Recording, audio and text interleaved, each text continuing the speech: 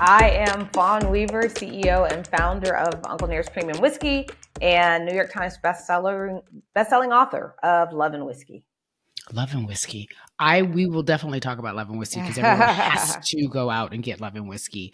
But Uncle Nearest, I remember when I first met you and you explained the story. And I know now that your whiskey is in the zeitgeist, if you will. It is in the world. But I don't know if everyone knows its origin story, or at least I don't know if they know it accurately. Can you tell me how, in fact, you became aware of one Uncle Nearest, whom he is, and how you began this brand? Absolutely. Uncle Nearest is the first known African-American master distiller. And how I learned about him is it was on the cover of the New York Times International Edition. I was in Singapore just for a few days, and on the cover of it, and it's actually on the cover of my book, Love and Whiskey, it's this photo of Jack Daniel, and to his immediate right is an African-American man.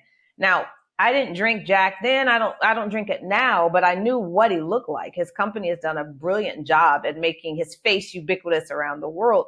And so the moment I saw him and then I see this African American next to him and I place it, I guessed that the image was taken sometime in the 19th century, which would make it pretty astounding that Jack, in the only known photo that he ever took, would have had an African American man to his right. The headline on that New York Times story was Jack Daniels embraces a hidden ingredient, help from a slave. So somehow with that photo and that headline, the internet went wild and decided Jack Daniel was a slave owner. He stole the recipe. He hid the slave. That's the story that went all over the world. And I'm looking at this, and just as a person who loves history and especially African-American history, I'm looking at this and going, y'all, if Jack Daniel wanted to hide this man, we wouldn't be taking pictures. Right. And so the question that the New York Times was really bringing forth was they weren't giving the answer as much as they were asking a question. And the reason why they were doing that is because the story had been reported for quite some time, and it was a part of Jack Daniel's actual history, that there was a white preacher and distiller by the name of Dan Call, who was the teacher and mentor of Jack Daniel. But the town of Lynchburg was saying it wasn't actually Dan Call. It was an enslaved man on his property.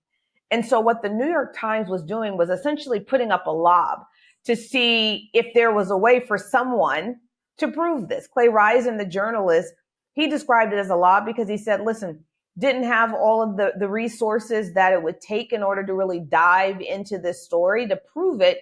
And so I lobbed it up in hopes that someone else would do it. And sure enough, I was the one who went ahead and took the ball and finished the play. But when you look at that story, when the entire world was looking at it and saying, you know, Jack Daniels stole it, and it's another one of these instances where African Americans had been stolen from, I'm looking at it. I ordered Jack Daniel's Legacy, his biography.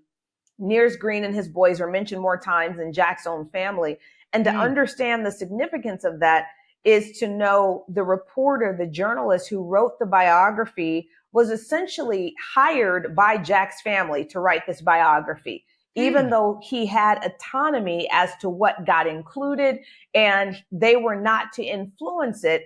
They wanted a story of Jack's life to be told. And so this journalist came from Alabama to Lynchburg, Tennessee, interviewed all the people who knew Jack best, all the people who knew his nephew, who took over the distillery before Jack died, then his great nephews who were overseeing the distillery at that time.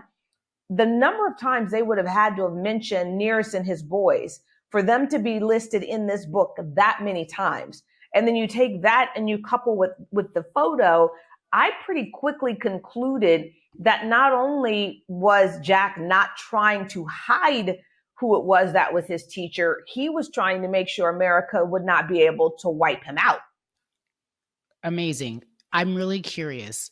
When you did the research, and yes, everyone thought, because there is the story of erasure of African Americans being erased in history, and it's true. It's not wrong. It's actually very true. You found something totally different just with the research. He wasn't trying to erase him. In fact, he was it sounds to me, and you tell me if I'm incorrect, it sounds to me that he was honoring a man who really was a huge contribution to what he was able to create, but only what he could do during that time. Am I accurate? Absolutely, it's absolutely accurate, and I believe that Jack and then his descendants continued this, wanted to make sure that no one would ever be able to erase Nearest Green and George Green and Eli Green from their story. So when you look at what ended up happening is Jack passed away in 1911. However, he turned over his distillery in 1907 to his nephew Lim. And Lim continued to tell the story of Nearest Green and his boys. He went on record every single time it was asked, what is the difference between Tennessee whiskey and Kentucky bourbon? There's only one thing that distinguishes it other than location. And that's just taking this traditional bourbon distillate, running it through sugar maple charcoal to filter it before it goes into the barrels. Well, Jack's descendants were always very clear in giving the credit for that process to the Africans that were living there, to the enslaved people. That's also something they didn't have to do, because what has happened historically over our 400 plus years in this country is because we weren't able to patent, because we weren't able to trademark, we're really just now figuring out the things that we invented. Correct. And we're just now figuring out where we were involved and who we helped with. And so what's interesting is that when Jack's great nephews took over the distillery, there was 4 of them, they made sure that when they opened up the distillery for tours for the public, Nearest Green's legacy, George Green's legacy, was always a part of those tours. So much so that Nearest's descendants that went away to college would bring their college friends back, take them on tours of Jack Daniel so that they could talk about their ancestor. It was never hidden. Then in 78, the last of Jack's descendants to pass away, Regar Motlow, when he died, it's almost like the story died with him, because between 78 and 79, the story disappeared. So one of Nearest's descendants came back with friends from college and called her daughter and said, they whitewashed my great-great-grandfather out of this story. And so we know the exact time frame that it happened, and it happened right after Jack's descendants stopped having watch over the distillery. Okay. And so I believe that Jack knew, without them overseeing this, that there was a really good chance that Nearest's legacy would be erased. And he wasn't wrong, because if he hadn't taken the photo, we wouldn't have been able to prove it. Do me a favor. Do me a favor. Let's talk about this photo, because I feel like people might, and I just want to focus in on this photograph. That photograph that you saw in the international section of the New York Times that day in Singapore, what year was that? That was 2016. What was the year the photo was taken? That 1904. 1904. The conditions of America in 1904 would not suggest that a white man who is as profitable and or as lucrative or well established as Jack Daniels would take a photo with Uncle Nearest, correct? Well, more importantly, so the African American in the photo we've been able to positively identify as Nearest's son, George Green. Okay. Because Nearest retired and his sons, George and Eli, continued to work alongside Jack. So George Green, it wasn't Nearest in the photo. It wasn't Nearest. Nearest was passed away by the time that photo was taken. Okay. But the thing that I still find most significant about the photo, it's not just that George Green is to the right of Jack Daniel. It's that if you look at the full photo, and it's why I began Love and Whiskey with that photo, so people could see not the cropped version that was in the New York Times, or even the cropped version I have on the cover. When you look at the full photo, what you will notice is the center of the entire photo is around the African American man. So Jack didn't just have him to his right. He actually ceded the center position of the entire photograph to George Green. And the other reason that's important is Jack never took another photo with other people his entire life. There is exactly one photo with Jack Daniel with other people in it, and he ceded the center position to an African-American man. That is powerful.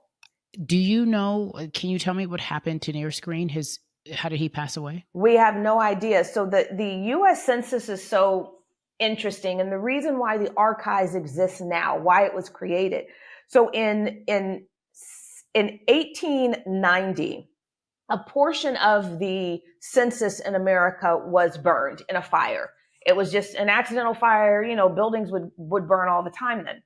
Someone in our government made the decision that if one portion of the census was burned and destroyed, that all of the census should be burned and destroyed. So we don't have an 1890 census. So we know that he was alive in 1880. We know he was no longer alive in the census in 1900. But we have no way of knowing if he was still alive in 1890. And as I began doing my research, I have him paying poll taxes, which is, the poll tax thing. Every time Black people don't vote, I'm like, are you kidding me? The poll taxes, $2 at that time that Nearest Green, and I have him paying poll taxes every year that he was free up until 1884. And so it is possible he passed away in 1884. It's also possible that he no longer had to pay the taxes because of how old he would have been. We don't have any way of knowing, but 1884 is the last time we have record of him. So that's why the brand Uncle Nearest 1884, we look at that and say that's the last year that we believe that he put whiskey into a barrel for Jack. And we say that because that's the year Jack moved to the current location for Jack Daniel Distillery. Nearest Green is the only known master distiller for Jack Daniel Distillery number 7. But that was a different property than where it is now. Okay. And so when he moved, that would have been the last time that Nearest put whiskey in the barrel for Jack would have been in 1884. And that's also the last year that I show records that he paid the poll tax. Poll taxes, when you want to vote, you have to pay a tax. That was also a deterrent for many African Americans who were free at the time. Well, absolutely, because white people didn't have to pay the poll tax. Yeah. We had to pay the poll tax, and $2 at that time, that meant you made a decision between putting food on the table for an entire week. That was the decision you had to make. And it was so amazing to me because every single Black person in Lynchburg, Tennessee, paid that poll tax and they voted. All of Nearest's boys, every single one, paid that poll tax and voted. Of course, women, his daughters weren't allowed to vote. That's a whole other conversation. You're right. But the boys all paid the poll taxes and made sure they voted. So much out of that. I feel like that's an entire story / book / movie / podcast. He paid, and the last record of him paying was in 1884. Uncle Nearest, 1884, genius. And so the photo, even after he passed away, the photo is of his. Did you say son or cousin? His son, George Green. Yep. So and his son continued the business. Was he a master distiller? We don't have, it's interesting because Jack Daniel's has no record. So much of what I've had to discover is outside of their records. And a part of that is because a lot of people don't understand Prohibition. It essentially killed Jack Daniel Distillery. So Prohibition began in Tennessee 10 years before federal prohibition. So Jack Daniel Distillery, as we know it, that was here, moved to St. Louis. They moved to St. Louis. They his nephew Lim set up operation there. That entire building burned down. Wow. They had to build a new Jack Daniel distillery across the way in St. Louis. And so the fact that there's any records, the fact that this photo exists is because it was about a 40-year window of time that Jack Daniel Distillery did not exist in Lynchburg. Prohibition.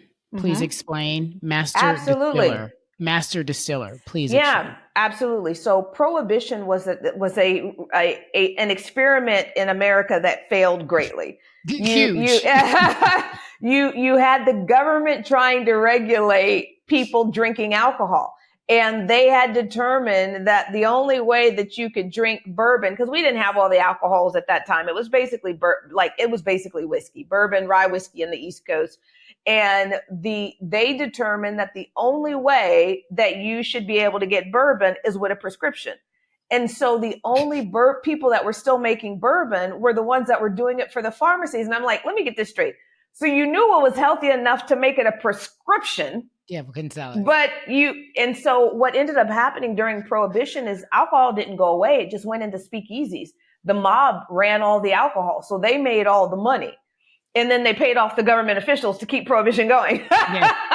Right? Watching a movie with Al Capone or anything of that nature. So you know what Prohibition was. And also the advent of moonshine. People were making their own. Well, absolutely. A lot of people don't even know that's how NASCAR began. So when you talk about sporting events, most people have no idea that NASCAR began in Tennessee. And the reason it was created was to outrun the revenuers that were chasing after the moonshiners. So the moonshiners created these souped up vehicles that would outrun the police and the revenuers. And they would basically had these back routes through the Smoky Mountains into North Carolina. So they would run moonshine between Tennessee and North Carolina with these really fast cars. That's what became NASCAR. Wow. I had no idea. A lot of people including me. Thank you. I know. Thank you for this education. Okay. Yeah. Yeah. Oh, wow. That's so powerful. Master distiller. So, and the only reason why I ask is because these questions are, people will want to know about Uncle Nearest. So the next time they buy Uncle Nearest 1884, they know why it's 1884. Absolutely. And a master distiller to answer your question, what that essentially means is that person was over the still house. They were over the entire production of whiskey making at that particular distillery. And so Nearest Green, we knew to be the master distiller because Jack and his nephew and his great nephews all made sure that was documented, that Nearest Green was the first master distiller. However, between that time frame and when Jackie Summers started Sorrel in Brooklyn, New York, and became a master distiller, I believe in 2012. Between that time, we don't know of a single other African-American master distiller. Wow. Or black master distiller, because Jackie is Caribbean. Wait a second. We don't know of a single so from other one. What year to what year? From 1884 until 2012. We don't have record of another master distiller, not because they didn't exist, but because they weren't given credit. What do you think the relationship was from your research, what you've been able to ascertain, what you've been able to discover? What was the relationship between Jack Daniels and Nearest Green? I feel confident that I know what it was because I've interviewed about 100 of Nearest's descendants. I've spent time with them. I've gone and pulled documents from six different states, all the states where he has branches, but also Jack's family. And when you look at the descendants and how their descendants were so close and continued throughout the years, it's very clear that began somewhere. And it makes the most sense that it predated his son and Jack's nephews and those relationships, that it began with Nearest and Jack. And so you have, just to give a little bit of background, Nearest and Jack worked for the same man. They worked for the same preacher on the same property. I own that property now, so I have an intimate understanding and knowledge of it. It was 338 acres. It's now 313 because they've put roads through it and all that stuff. But it's that 338 acre property. You had this preacher and this distiller who had his home. He married a teetotaler at a very young age. She was only 18 years old. That's amazing. So you have that home on the property. They had, what's really amazing, they had like 18 kids. I think 11 survived, but that woman was always pregnant. So you have, good Lord. And so you have their home. And then if you were to walk through what was essentially forest area, if you were to walk through the property for about 25, 30 minutes, you would arrive at where his distillery was on the property. But then if you went about the same amount of time in the other direction, it's a bit like a triangle, you would arrive at his church. And so you had a man who was keeping these three worlds essentially separate from one another. His wife didn't want to have any parts of the distillery whatsoever. The church didn't either. And so you have this distillery that's being run by an African-American man because the white man who actually owns it can't put his hands on it because of his wife and because of his church. Interesting. And so I think that's a part of where the dynamic was different is he was essentially an absentee owner, right? Because his church and his wife didn't want him to have any parts of that distillery. So he just kind of pretended like it wasn't there. But then Nearest Green was making the whiskey. Well, Jack Daniel comes as a young kid, about 7 years old, as a chore boy. He's the 10th child. His mother dies of typhus fever 7 days after she contracts it, and he was only 4 months old. So imagine, in those days, men didn't know how to take care of kids. No. This man is left now with 10 kids, one that needs to be wet nursed, breastfed by a next door neighbor who has an infant around the same age. And so you have this man who now has 10 children, including a 4-month-old. Well, back in those days, the way that you dealt with that, it wasn't babysitters and nannies. You went and found somebody else to marry who would take care of your 10 kids. Correct. And so Jack's father brought in a woman pretty early on, and by all accounts, she just wasn't fond of Jack. And so Jack left home at a very early age and began working as a chore boy for this preacher and distiller, Dan Call. And so when we look at Jack, because of who he became, we automatically assume that he came from privilege. But as I began diving into it, what I discovered is he's 7 years old. He's living and working for this family. He's going and fetching water from them for the well. He's feeding slop to the pigs. He's milking cows. He's living in the barn a good portion of the time because they had so many kids, so many babies, that it was more peaceful to sleep in the barn with the animals. And so it's hard for a person of any color to believe that they are of any privilege if that's your situation, if that's your circumstance.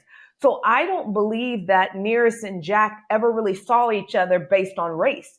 I certainly don't think Jack did. And I don't believe it because he had such a tough upbringing that there would be no way for him to feel as though he was above anybody else. Because of where he was in life, his station in life. His station in life did not allow him to have any kind of privilege. So you believe that they were, how would you categorize that relationship? Mentor, mentee. Teacher, student. Teacher being nearest. Teacher being nearest, mentor being nearest. And over the years, based on the relationship with Jack and Nearest's son, George, and it was interesting because George Green, his granddaughter, he raised her, she lived with him until he passed away. And one of the stories that she shared that's in Love and Whiskey is Jack's nephew, Lim, who ran the distillery. He would get drunk. And this isn't, everybody in town knows this. Lim would get drunk. He'd get a little belligerent.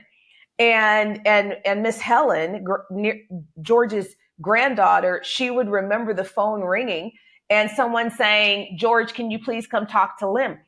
Lim didn't respect a single person when he was drunk except Nearest's son. So George would have to go down to the house and go, "Lim, you can't talk to people like that. Lim, you can't throw stuff like that." The level of respect you have to have gained for the only person to be able to talk down the wealthiest man in town is a black man. Yeah. Yeah. Because he knew he respected him as the, what he came from and what the work ethic in which obviously they displayed and how talented they were. And then here you, decades later, hundreds of years later, you come along and you find this story, and for whatever reasons you're intrigued, and I know the reasons, you just, that this black man is centered. Tell me more about this story. Listen, I was about to turn 40. You couldn't tell me a single story up until that point where we could prove that we were there at the beginning of a ubiquitous American brand. None. You couldn't tell me a story where we were there at the beginning of something that had been invented, where it was proven.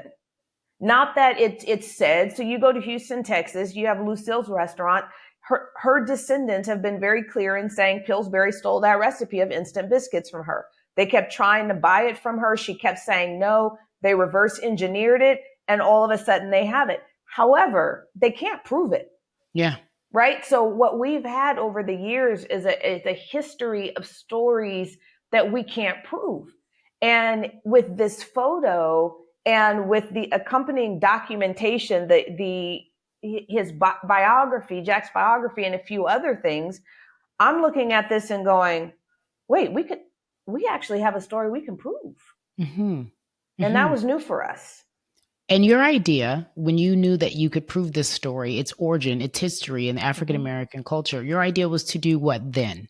A book and a movie. So Love and Whiskey was the first chapters of Love and Whiskey I wrote back in 2016. Now, Wow. mind you, my editor, co-writer, all the rest of that good stuff, she brought in her own researchers. They went back and re-interviewed every person who I interviewed that was still alive. And so the structure of it is not what I originally wrote, but the content is in that I originally wrote back in October of 2016 is throughout the book. It's the basis, the formation of the book itself. And so it was always meant to be a book. But as I began meeting with Nearest's family and Jack's family, what became clear is that Nearest's story had been erased once before, and there was a book and there was newspaper articles and magazines that made it clear who he was. So the fact that it could happen once means it could happen again, and a book wasn't going to prevent it from happening. And so the question became, why are we all still talking about Jack Daniel and Johnny Walker and Jim Beam to this day? Very simple. We see their bottles everywhere. Yep. So to cement the legacy of Nearest Green, that was imperative that we made sure that not only did he have his own bottle to sit alongside Jim, Johnny, and Jack, but it was important that it become very early on the most awarded bourbon in the world, because we were saying the level of excellence in which Nearest operated, we're going to mirror that all these years later. And I mean, this is the 6th year in a row that Uncle Nearest is the most awarded bourbon in the world. That's not by accident. That's very intentional. I should also clarify why we refer to him as Uncle Nearest for the brand, but I don't refer to him as Uncle Nearest as a person. As a person, I refer to him as Nearest Green. That's what he referred to himself as. But his legal name was Nathan Green. And enslaved people on the other side of being freed, many of them chose to abandon the names that were given to them because so many of them, those names were tied to either their slave owners or children of the slave owners. And so what you see a lot with enslaved people is after the Civil War, they no longer use those names anymore. That was the case with Nearest Green. He completely abandoned using Nathan Green, but more importantly, every legal document from his children and his grandchildren never said Nathan. Every single one was Nearest, spelled phonetically so many different ways, but every single one of them used Nearest. And so I had to begin looking at it to figure out, well, why would he possibly have abandoned Nathan? And there's 2 reasons. One, the largest slave owner in the Lynchburg area was named Nathan Green. That's one reason. The other reason is the most successful, well-known Confederate general in this area is a man by the name of Nathan Bedford Forrest. And by in this area, I mean, he literally came through here recruiting men for Forrest escorts. Well, he also just happens to be the first Grand Wizard of the Ku Klux Klan. So in this area, the name Nathan is not great. We don't fool with Nathan. It's not awesome. And so when we were creating the brand, we had a pretty big challenge because we couldn't name it Nearest Green because before we identified him as Nearest Green and made him a household name, if you or I had seen Nearest Green on a whiskey label, it basically is like the nearest the closest golf course. Sure, you're like, it's not a human. It's a thing. Nearest Green. It's a thing. Correct. It's a thing.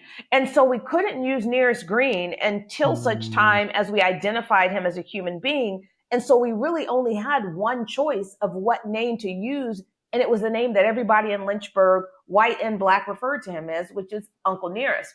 And we struggled with that one because historically, when you would call someone an aunt or an uncle and they're African American, it was really to distinguish good Negro, house Negro, that type of thing is aunt and uncle.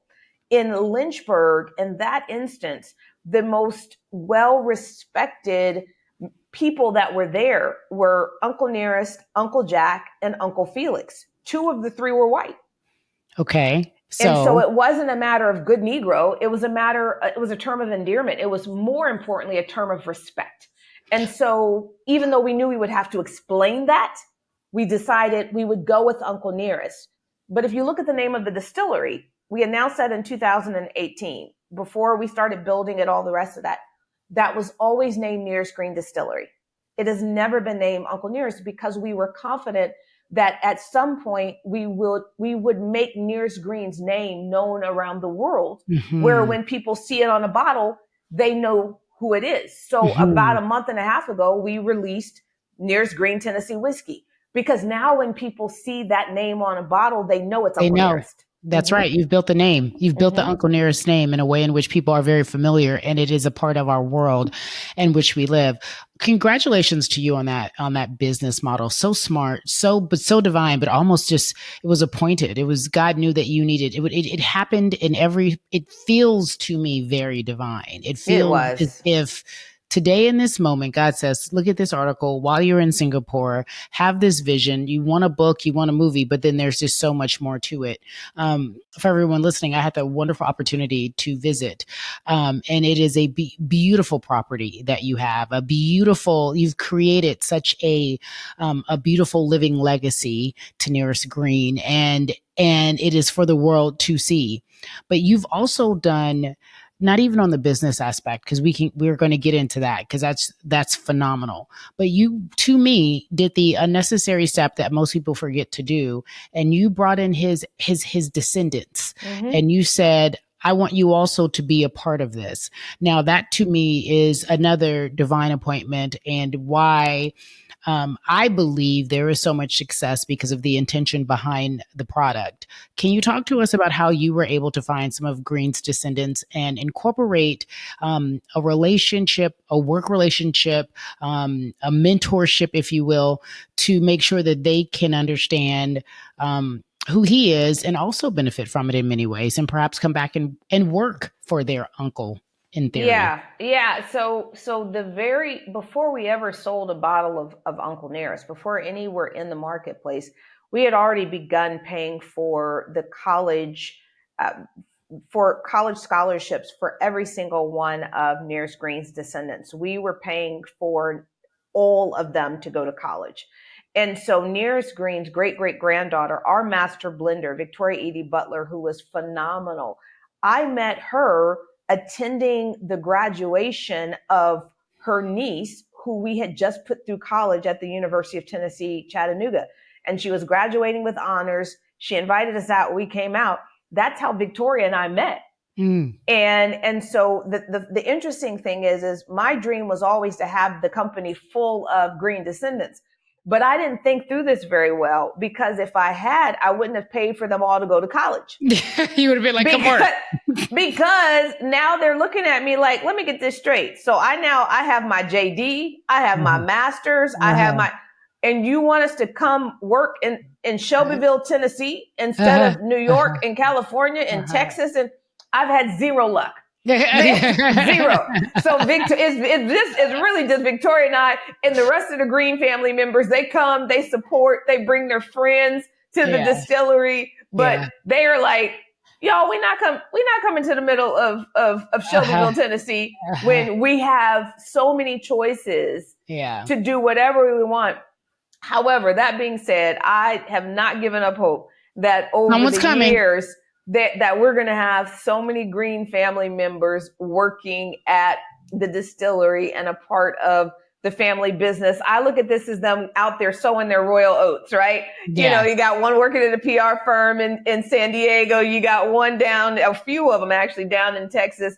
And it's really special to be connected. The head of security for the leadership at Meta is actually one of Nearest's descendants. Wow. Amazing. Amazing. But eventually, and when you get the right one, you have the right one. Absolutely. And the one who decides to put it all down and say, this is what I want to do. I can't, but fine. That's really generous to even offer that, to have that. And hopefully, like you said, one day you'll hit. You then create from 2016 to 2018. How do you create this business model that is now a $1 billion valuation? Congratulations to you and all your hard work, and your husband and your family members and your employees and your investors and everyone who believes in the vision. Congratulations to you. You Thank you. deserve to be celebrated. So when I see you celebrated, it warms my heart because you deserve that. So thank you for showing us it can be done. But then now tell us how it was done. It's so hard to condense because we did so much so fast. So I think the easiest way to say it is that most of the time when people start a business and they go out, they're focused on their marketing, their sales, their PR, they're playing offense, right? It's about telling the story of their brand. It's about getting it out there to the public. In our instance, because our story was smack dab in the middle of Jack Daniel's, which is now owned by another company, we didn't have any way of knowing if whether or not they were going to point every rocket, every grenade. And so we came into the business playing both offense and defense. And a part of our defense strategy was a little Tasmanian-like, meaning we were going to do so many things simultaneously that if they threw a grenade over here, it's cool. We already moved to over here. If they pointed their rockets to us over there, it's all right. We already moved over here. And so we went pedal to the metal in a way that no one has ever come into this industry of any race, of any gender. No one has ever come into this industry as hard as we did. But we did it out of survival. Mm-hmm. We did it out of a necessity to both defend and to play offense at the same time. I love it. And so when you say play offense, what did that look like? Just to give me an example. That part of it, playing offense, is getting out there and talking about the brand, being in the press every single day, going out and pitching the distributors. And because every single market, you can't sell to a consumer if you're in the alcohol business, you have to sell to a distributor. That means the distributor is actually your buyer. They're the ones who you have to convince. And so every day, my chief brand officer, Kate, we had one other team member, Steven, and I, we would be on planes every day going and pitching distributors across this country. And so there was no, outside of the Sabbath, I have worked 6 days a week, easily 16, 18 hours a day since the beginning. Yep. And we look back on it and realize if we hadn't done that, we would be dead.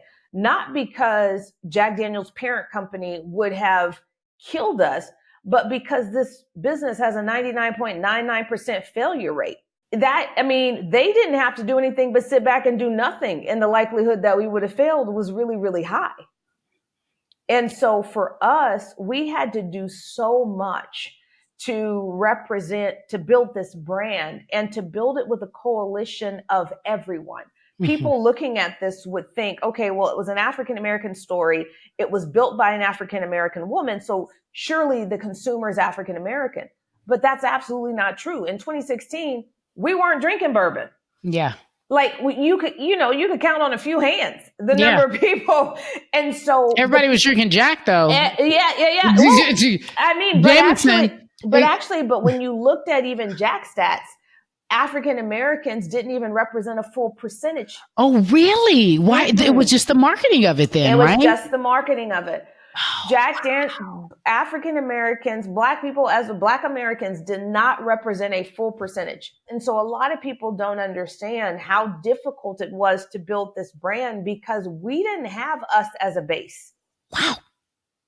So we had to build it to everybody who already were bourbon consumers. What were the Black folks drinking, Fawn?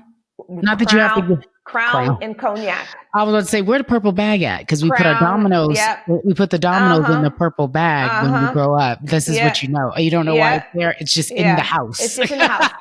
So the Crown. It's so funny because Nearest's descendants were all drinking Crown. I was like, and I had never had Crown.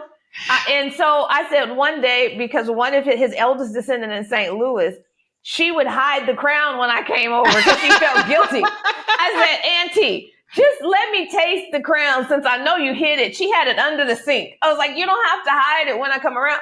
Girl, Ooh, I ooh. tasted it. It was terrible. Yeah, you're It like, was so this what we're drinking? We're terrible. drinking this? This is what we're This, drinking? Yeah.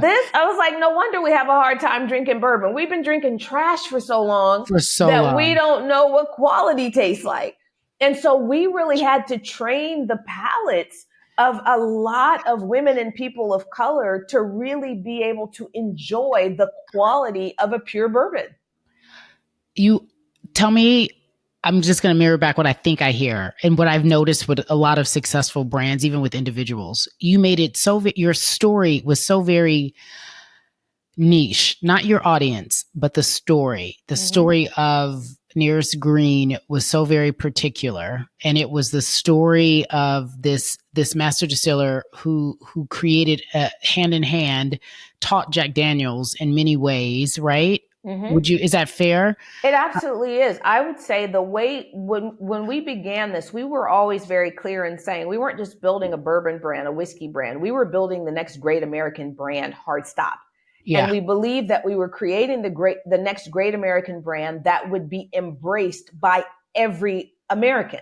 Because it's an Every American background. brand. It's an American story. You have And an it's an African American and a white man working side by side. You have the process that is being utilized that makes it special as being credited with having come in with the enslaved people, having been perfected by Nearest Green and the folks that are there. And so you're looking at this and saying, what story is more American than this? But Fawn, in a very polarized world, the reason what I say about you just in casual, I'm like, she has been able to create a brand, and most people will think Black woman, Black brand, but there is the way in which you tell the story, how you carry yourself, the way you move, the way you conduct business. It is something for everyone, but it's also the brand. You talk about a relationship. Jack and Nearest are friends. They are mentor, as you said, mentor, mentee. That is something everybody can get behind, because there is the unification in a world where we are so polarized, especially in a time when, during that time, like that, we're all the same. You know what I mean? At the end of the day. And when you look at, white people are still about 60% of this country.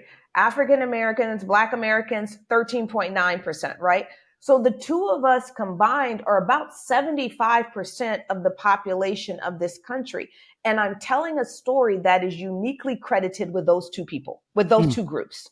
So this story, even before it reaches Latinos and Asians and Native Americans and all the rest of this, it's still 75% of this country that it already covers.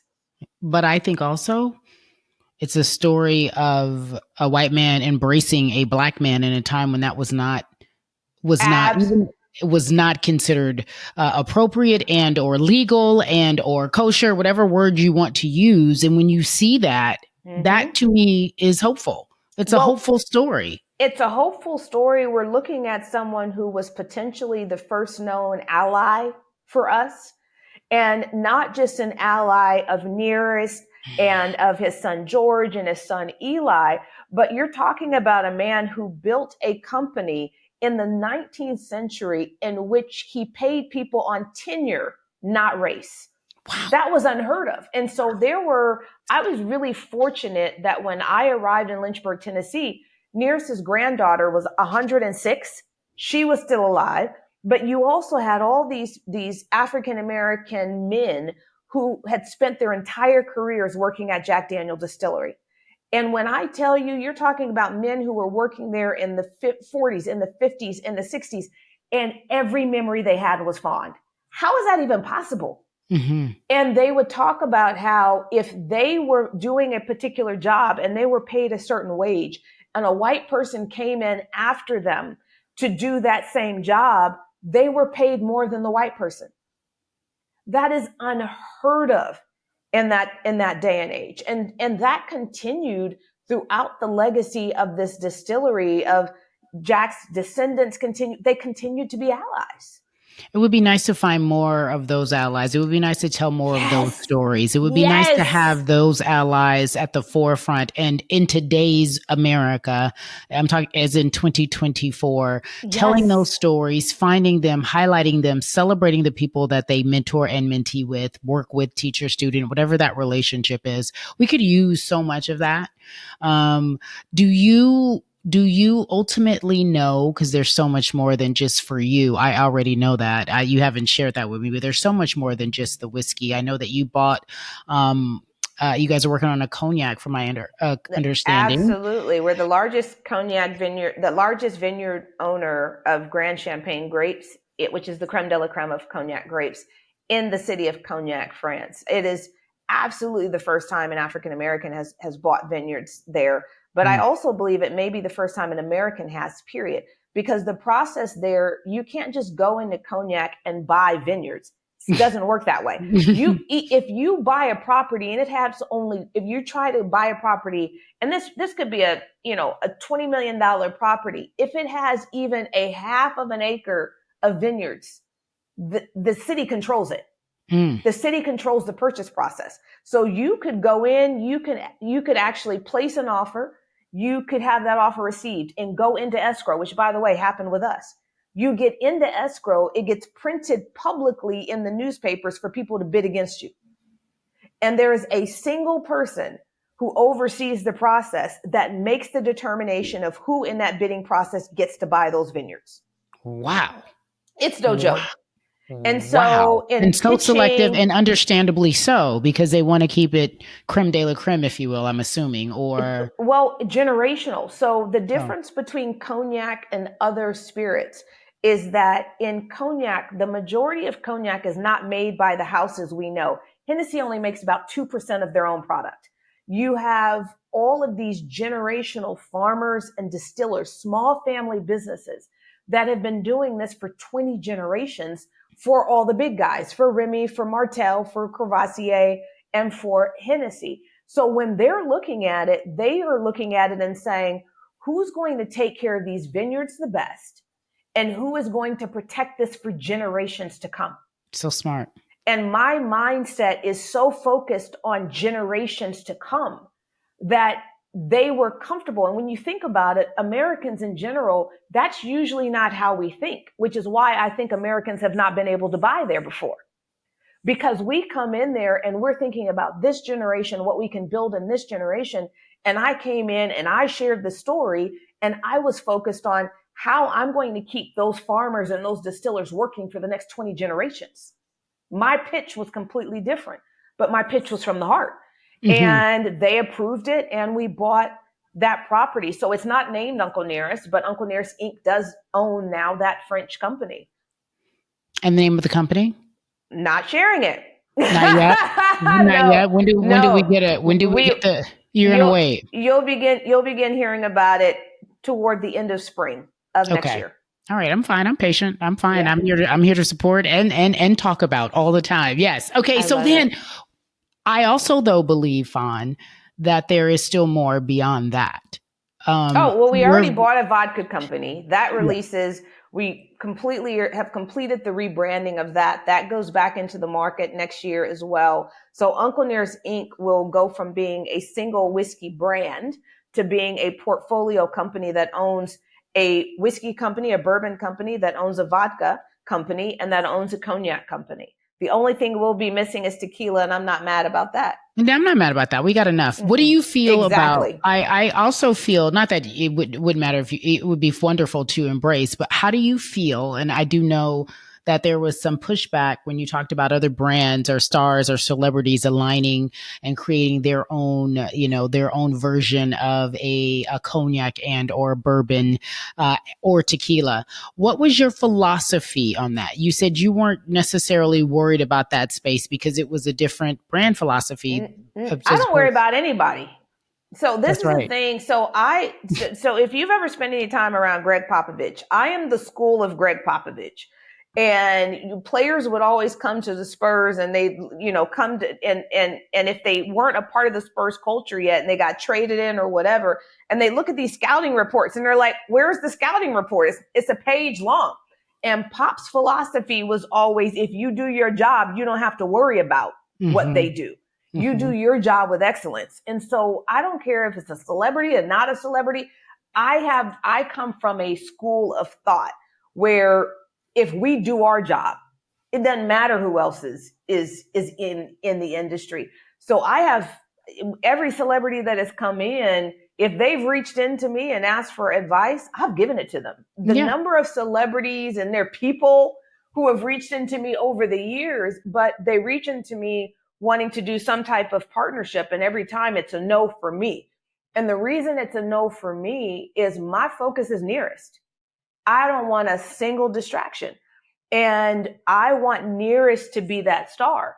Well, the moment a celebrity comes in, even if they're just an investor and their name is attached. So if you look at it, Cincoro, right? Cincoro has always had 5 owners. The husband and wife couple that own the Boston Celtics, and the husband and wife owners that own another basketball team. And then you had Jordan, right? Jordan has never run it.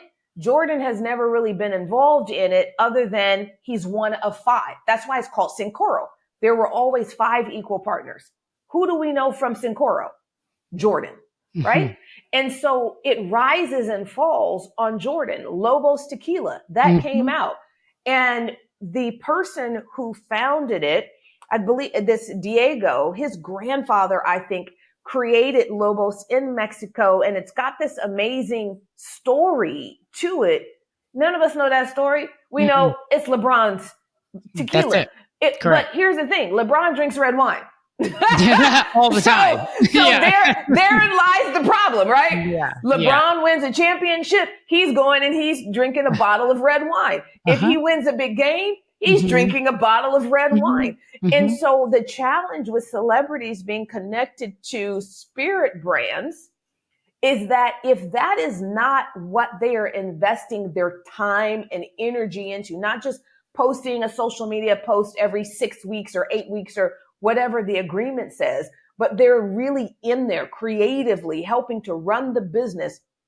The very few spirit brands that have worked, that had celebrity faces, when you look at them, every single one of them put their own careers on hold and began working for that company. If you look at Ryan Reynolds, he did aviation and Deadpool, and he used Deadpool to sell aviation products, and he used aviation to sell.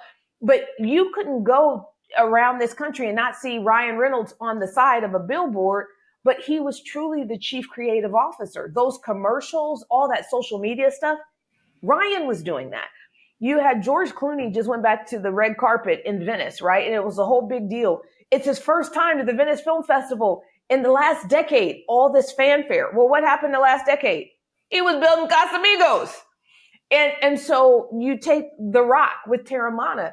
He was selling tequila before he had a brand, meaning he had been building it up on his social media. He was using tequila instead of milk for his cornflakes.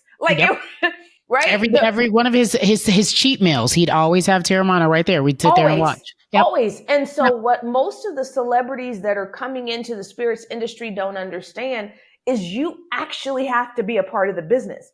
You can't just take a few photos and do some, social media posts and a commercial or billboard here or there. The spirits consumer is not moved by that, not for any real period of time.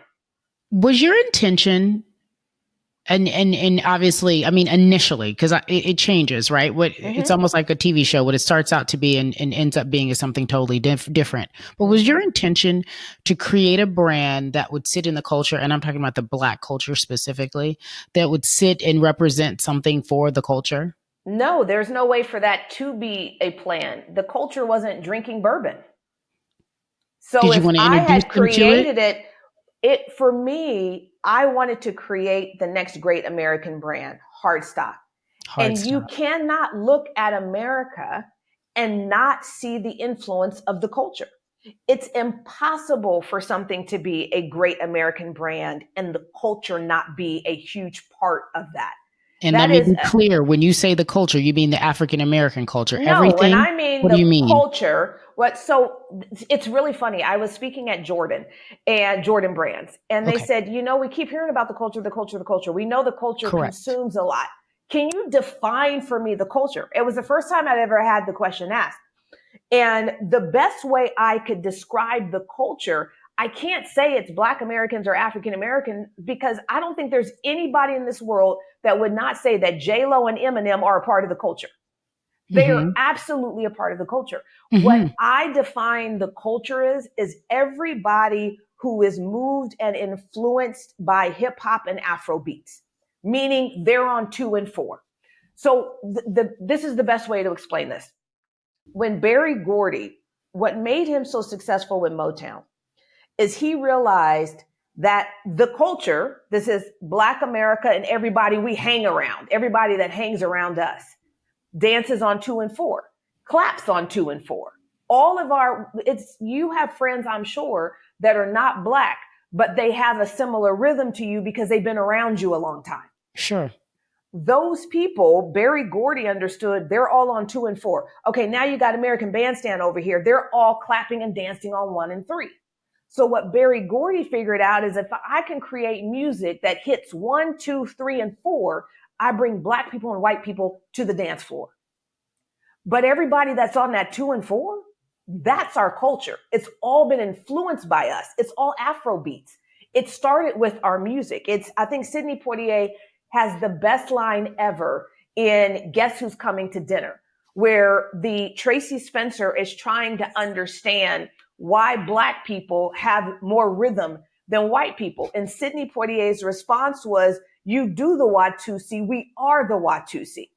So every person who's a part of that, I consider a part of the culture. I don't think we can limit the culture to just us as African Americans or Black Americans, because you go to any hip hop concert, everybody's there. But you're saying the culture is what I'm trying to understand is the answer. So you're saying we are the culture, but everyone is a part of the culture. We create the culture. I am saying that African Americans, as a general rule, those of us, and not just African Americans, Black Americans, we have created the culture. But we are no longer the full entirety of the culture because we've influenced so many that they've come into it. So when we look at the culture now, we will look at all these people and absolutely say they are a part of the culture that aren't necessarily African American. I look at DJ Khaled. You cannot pay me to believe DJ Khaled ain't a part of the culture. Well, he's influenced by the culture. His music is influenced by the culture, and now he is a part of the culture. DJ Khaled is a part of the culture. He's a part of what moves the culture. And he's not African American. He's not Black American, but he was so influenced by it that he's now a part of it. So my point here is that the culture has expanded to include people that have been moved by us. And you've created something that incorporates them as well. Everybody. Like literally everybody. You come to Nears Green Distillery on any given day, you're going to see everybody under the sun. But I'm going to tell you, you will see a group of people on one side. We have a bar. We have the world's longest bar is at Nears Green Distillery. And on any given Saturday, it's so cool. On any given Saturday, we'll have a DJ. The DJ will be playing wobble. You will have one group of people on the dance floor wobbling. You will have another group of people, same song, line dancing. They're being influenced by the culture. And so I don't look at those people and say they're a part of the culture. Absolutely not. But they are now influenced by it. They do have a curiosity about it and they want to embrace it. And so for us, when I look at the culture, I want to make sure that the culture is not so exclusive that we actually make the culture go away because over time we haven't included it. But again, let's go back to our population, 13.9%. Are we saying the culture is limited to 13.9% of this country? Absolutely not. So then the question is who else is included in the culture? So the way I define it is the people that are on 2 and 4. I don't have another discrimination. Yeah, that's how you define it. The people who are on 2 and 4. The people And that that's are on fine. 2 and 4. I think that the through line though is not too far off. The through line is that we are always a part of the culture. We create the culture and we are inclusive of the culture. We are the Watusi. We are the Watusi. We are the Watusi. So You're that welcome. is where it all begins. Yes. So you're it welcome. all, even though we now have so many people that we have influenced from, and that's not just in America, that's around Everywhere. the world. You Around the go world. everywhere. Yeah. You have, Yes. we influence the Backstreet Boys and NSYNC, who then Country, gospel, everything, rock and roll. You go down the list. Absolutely. But when you think of some of the biggest music now, it's K-pop. K-pop was directly influenced by Backstreet Boys, NSYNC, that whole boy band thing. And those boy bands were directly influenced by the culture. Yes, correct. I absolutely agree with that. Okay. Sorry, before I let you go, I want to talk about the book because I know that you just said, I feel that there's a movie coming, but this book, it's a great Christmas gift. You can buy a packet. You can buy a book as well as get some Uncle Nearest whiskey. That's a great package. That's a perfect package to have this whiskey and then understand the history behind it. Love and Whiskey is what, Fawn? For people who will purchase it, you can get it anywhere, Amazon, wherever you buy your books. Go out and get it. Please do. What is it? What is the goal when people read that? What would you like them to walk away with? I think the subtitle almost tells it all, which is the remarkable true story of Jack Daniel, his master distiller Nearest Green, and the improbable rise of Uncle Nearest. This story, this book, it tells all those things. So people who read it and they're looking for an incredible business book. This thing sat on the New York Times bestseller list on the business side for 13 weeks. And on the nonfiction side, hardcover for 5 weeks. And so when you look at who it's appealing to, one of the things I've been so fascinated with is most men read it in 2 days. It's been I kept seeing it on social media so much that I finally DM'd one person who had posted it. And I said, can you tell me what it is with the 2-day thing? And he said, because what you're doing is so unbelievable. We know you're still living, so we know nobody killed you in this process. But we can't put it down till we get to the end to figure out how did you get through that gauntlet. And so you get the unfiltered version of how this company was built, but you also get the unfiltered version of how Jack Daniel became who he was, how Nearest Green became who he was, and why we're still talking about both of them. What a great gift. That's a gift we need to give for everybody for the holidays. Like, I feel like it makes perfect sense. It's the only thing to give, Fawn. It's the only thing to give. I agree. Women are devouring it, and I knew that women would devour it, but I'm especially proud that men are reading it as quickly as women are, because it's very rare for there to be a book that men and women are equally touched by. What keeps you up at night? Nothing. I sleep real well. What are your goals after you finish creating this huge dynasty that you've already created and are continuing to pour into? Is there another industry you'd like to delve into? Absolutely not. I'll spend all of my days building in this industry, because when you look at the spirit conglomerates around the world, they've been doing this for generations. And so it will take me an entire generation just to get this to a place that can even really truly compete with these spirit conglomerates that have been doing this for generations. So no, the spirits industry has me for every breath that I'm here, but you will see the cognac company rise to be something extraordinary and go toe to toe with all the other big cognac houses that are out there. You will see the same thing from the vodka company. Across the board, you will begin to see my fingerprint in every single part of this spirits industry. And that'll take for me the better part of the next 25 years. And after that, I just want to be chairman of the board and just kind of chill out. I don't know. Chill. Yeah. You deserve that. You deserve that. When you are presented with a problem, what's the first thing you do when you begin to turn to solution orient? Pause and pray. Say it again. Pause and pray. Pause and pray. Pause and pray. And it's probably, the order is probably pause, bring my breath to a controlled place of calm, pray. Because I'm always looking for solutions. When challenges come to me, I am a believer that every problem, every challenge is essentially the shell of an opportunity. But you've got to get through the shell to get to the opportunity. The question becomes, how long do you spend on the shell?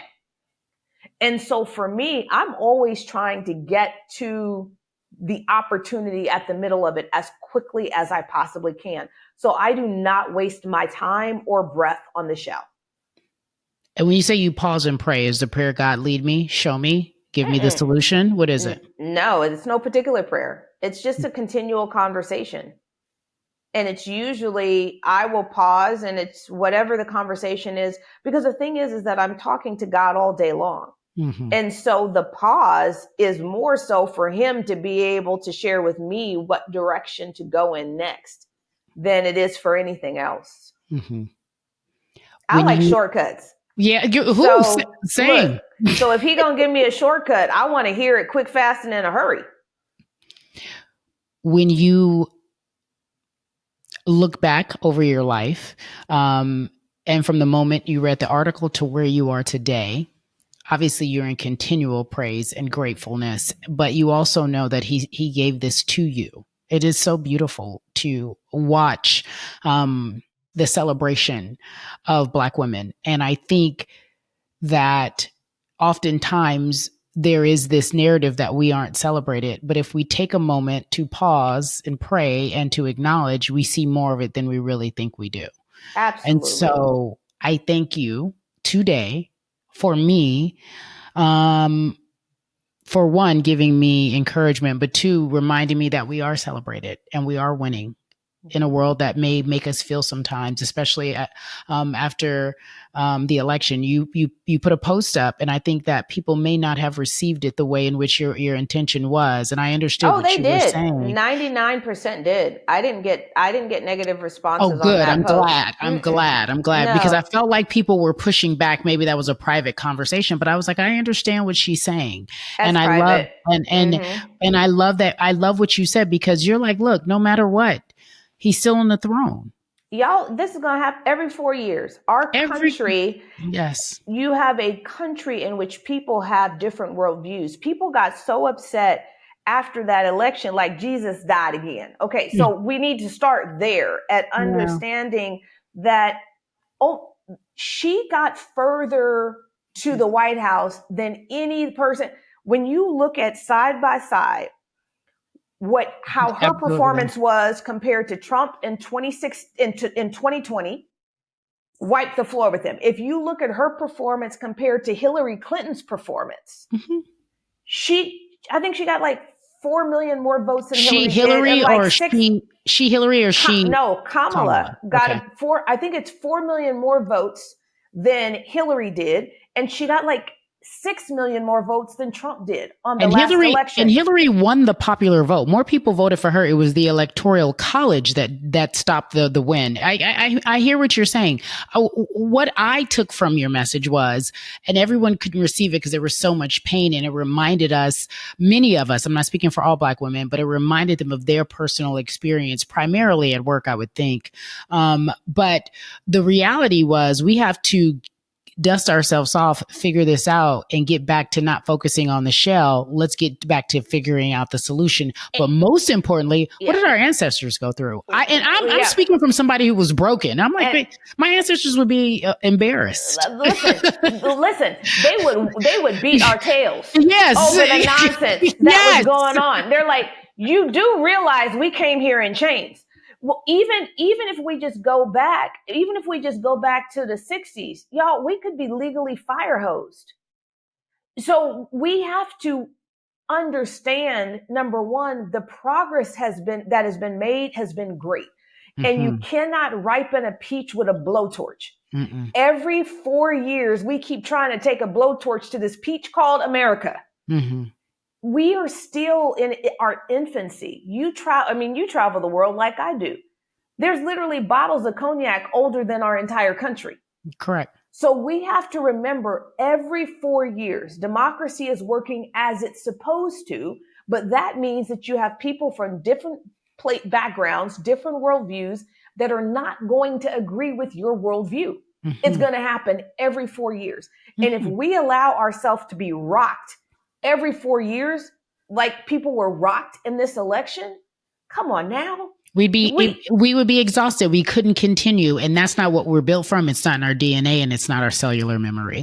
And I am aware of that. And I listened when you said that, I was like, I get it. But I think, and I'll be fair because I understand the hurt. Like we've all been hurt before, but the reality is, what do we do? Give this pain some purpose and remember where we are. And here's the thing. It's okay to be hurt. It's okay to grieve, but move.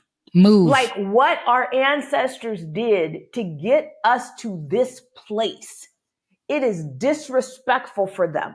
It is disrespectful. Us to lose ground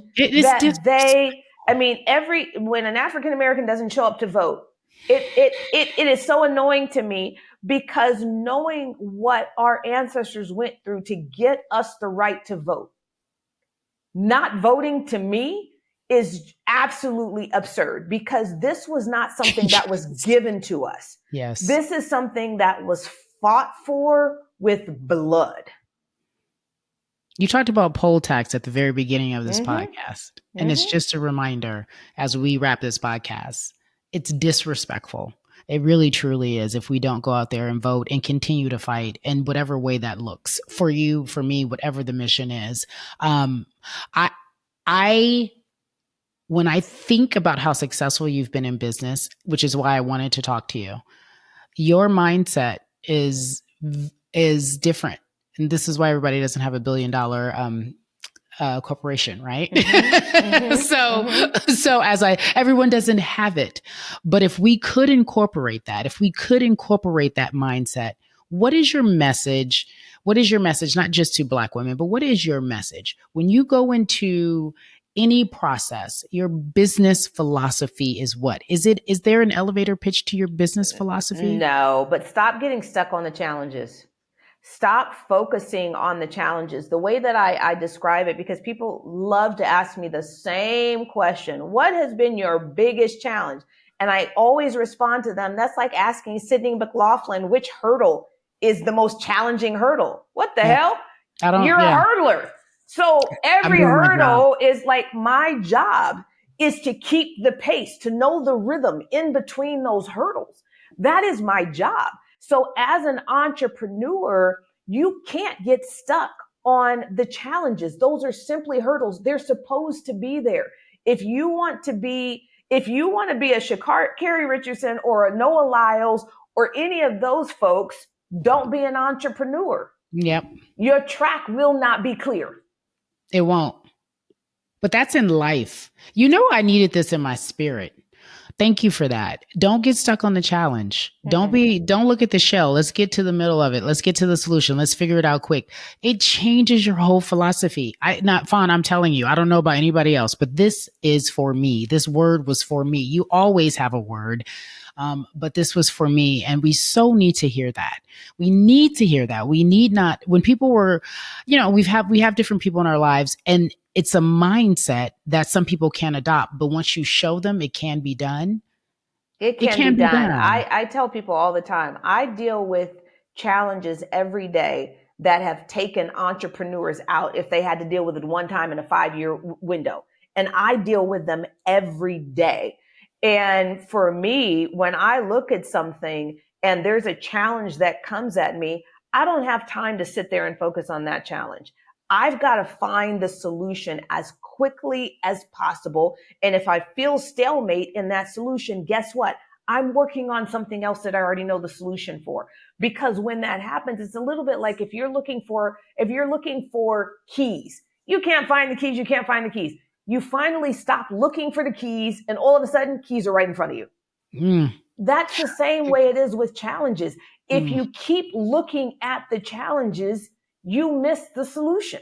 You miss the solution. Difficult takes a day, impossible takes a week. Shout out to Jay. I need the book. Is the book coming of Change Your Mindset? Is that coming 2025? No, but I literally just sent the next book to my agent yesterday.